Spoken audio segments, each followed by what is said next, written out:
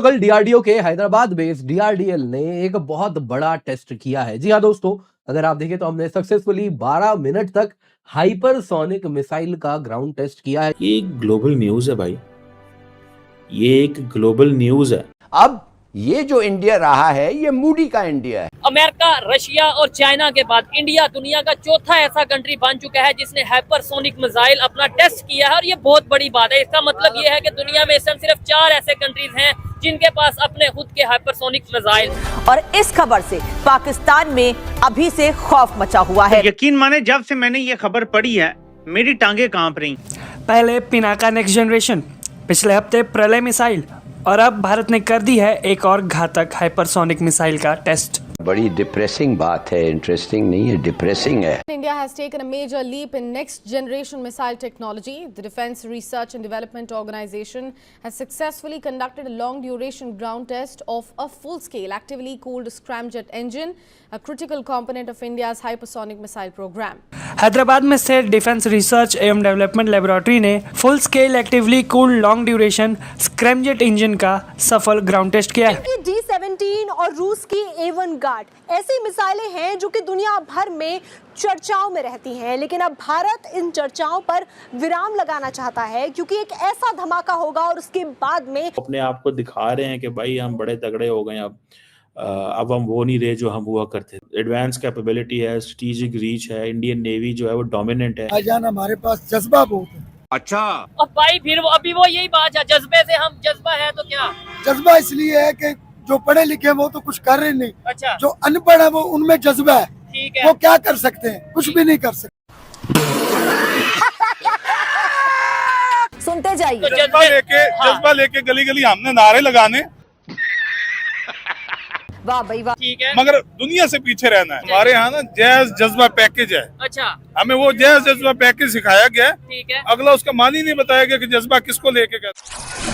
Hello friend, जय Hind. Hindustan special news में आपका स्वागत है। दोस्तों, रक्षा अनुसंधान और विकास संगठन डीआरडीओ ने भारत की सैन्य शक्ति को वैश्विक स्तर पर नई ऊंचाई देते हुए हाइपरसोनिक क्रूज मिसाइल कार्यक्रम में एक ऐतिहासिक सफलता हासिल की है। हैदराबाद स्थित रक्षा अनुसंधान एवं विकास प्रयोगशाला डीआरडीएल ने 9 जनवरी 2026 को अपने अत्याधुनिक केंद्र में actively cooled long duration scramjet engine का सफल ग्राउंड परीक्षण संपन्न किया। इस परीक्षण के दौरान इंजन ने 12 मिनट से अधिक का रन टाइम हासिल किया, जो तकनीकी रूप से एक बड़ी उपलब्धि मानी जा रही है। रक्षा मंत्री राजनाथ सिंह ने डीआरडीओ, उद्योग भागीदारों और शिक्षाविदों को बधाई दी और कहा, ये उपलब्धि देश के हाइपरसोनिक क्रूज मिसाइल विकास कार्यक्रम के लिए एक ठोस आधारशिला है। इस तकनीक के सफल होने से अब भारत ऐसी हाइपरसोनिक क्रूज मिसाइलें बनाने की दिशा में तेजी से आगे बढ़ रहा है। अब भारत की हाइपरसोनिक क्रूज मिसाइलें 7408 किलोमीटर प्रति घंटा की रफ्तार से उड़ान भर सकेंगी। पूरी तरह स्वदेशी रूप से डिजाइन किए गए इस इंजन ने भारत को दुनिया के उन चुनिंदा देशों की कतार में खड़ा कर दिया है जो स्क्रैमजेट तकनीक में 7408 किलोमीटर प्रति घंटा की स्पीड वाली मिसाइलें विकसित कर रहे हैं और जिनके पास उन्नत एरोस्पेस क्षमताएं मौजूद है, जैसे कि अमेरिका, रूस और चीन।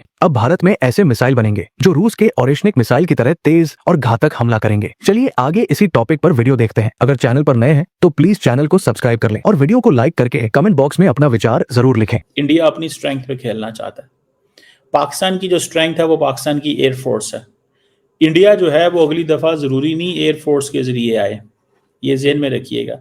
वो जब ये बात करते हैं ना कि हमें अपनी उस पे जाना है, क्या नाम है, नेवी पे जो हमला करना है, वो समझते हैं कि शायद हम नेवी में बहुत बेहतर हैं तो हमें लिहाजा उसमें थोड़ा जाने की कोशिश करनी चाहिए। तो वो नेवी पे हमला करेंगे या ऐसे एसेट्स इन्वॉल्व करेंगे कि जिससे पाकिस्तान की नेवी कंप्रोमाइज हो। समझ रहे हैं बात?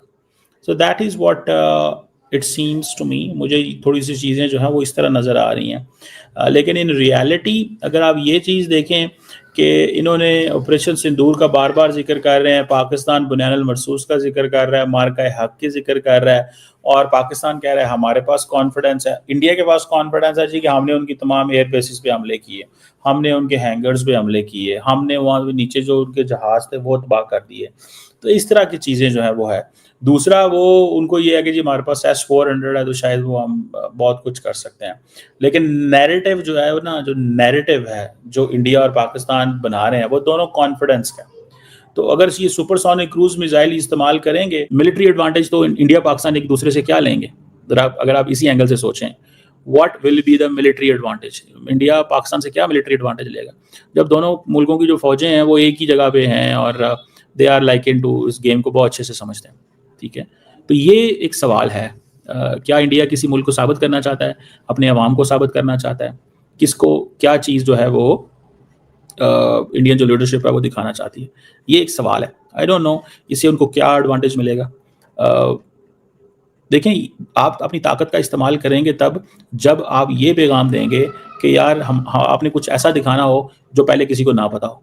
जब दुनिया आपको पता है कि यार ठीक है, ये मुल्क $86 अरब का डिफेंस बजट लगा के बैठा हुआ, इतनी बड़ी इसके पास फौज है, इतने इसके पास रिसोर्सेज हैं, इतना इसकी ये जो है वो चीज़ है, तो देन $86 अरब with all that military might and all this, क्या निकालना क्या चाहते हैं, किस तरह के इंसेंटिव ये लेना चाहते हैं, किस तरह की चीज़ जो है ये करना चाहते हैं। So, मुझे तो लगता है कि ये एक it's something about Prestige, it's something about, ये कुछ इस तरह की चीज़ बनती है। अगर मैं इसको दूसरे लेंस में देखूं तो मुझे वो कोई और लेंस जो है वो नज़र नहीं आता। लेंस एक ही है और वो लेंस ये है कि भाई ज़रा सबक सिखाना है पाकिस्तान को। सो जब आपने सबक सिखाना हो तो देन आप उसको सिर्फ प्रेस्टीज के एंगल से देखते हैं। लेकिन क्या वजह बनी, आपको क्या लगता है कि आपका वीडियो दिखाया गया, आपकी बात की गई, आपको इनवाइट किया गया? क्योंकि एज अ जर्नलिस्ट जो हम लोग हैं तो हमारा काम तो न्यूज़ देना होता है, तो क्यों आपको ऐसा लग रहा है या आप क्या समझते हैं कि क्यों ये घबराहट जो है वो इस वक्त दिखाई दे रही है DGISPR की प्रेस कॉन्फ्रेंस में?